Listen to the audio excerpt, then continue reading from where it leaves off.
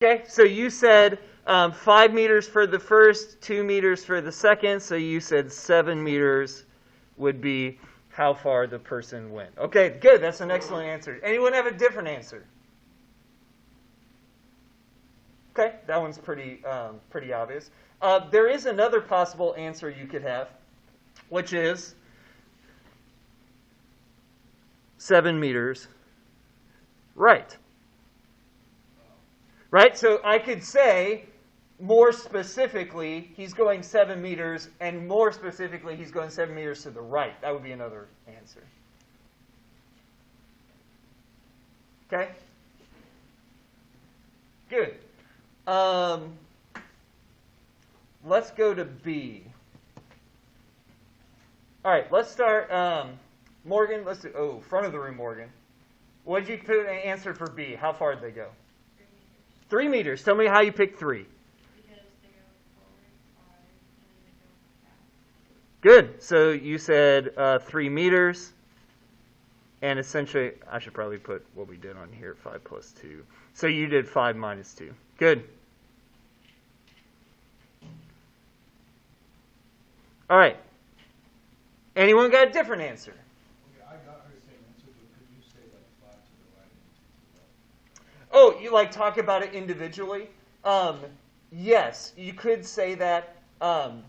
Generally, if you said that, we would combine it to say 3. But you're exactly right. So if you were going to say that, I would make my answer 3 to the right. Because essentially what you're saying is you're going plus 5 to the right and then negative 2 to the left. So yes, that would be another answer. Anyone got a different answer? No. Oh, there's one more. Anyone think of another answer you could have? 7. Yeah, 7's the other one. Tell me why 7's an answer. Because you're still traveling right-hand line. Yeah. The question I asked is how far did they go? I didn't say how far did they go from the start. I just said how far did they go. So all these answers are right. 7 meters is correct. That's how far they went. But 3 meters is also correct. They did go 3 meters also. Which brings us into this problem of how can you have two things, I guess I should say it, how can you have 2 different answers to the same thing?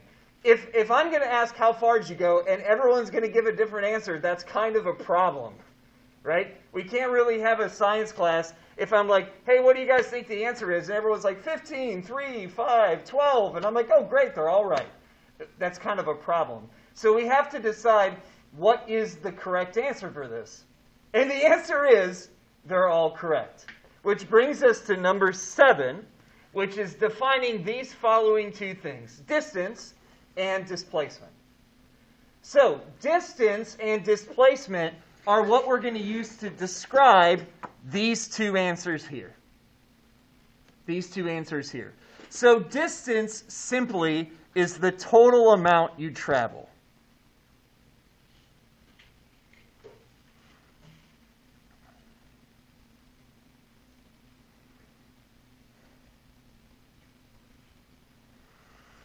Total amount that you traveled.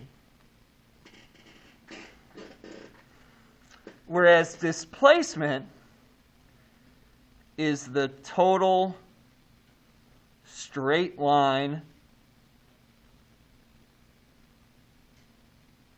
amount between A and B.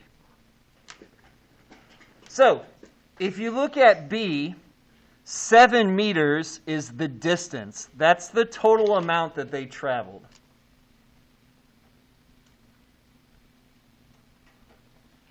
But 3 meters right is the displacement.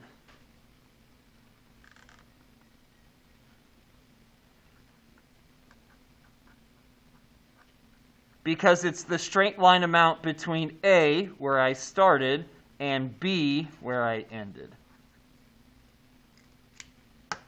Okay? Let's do an example.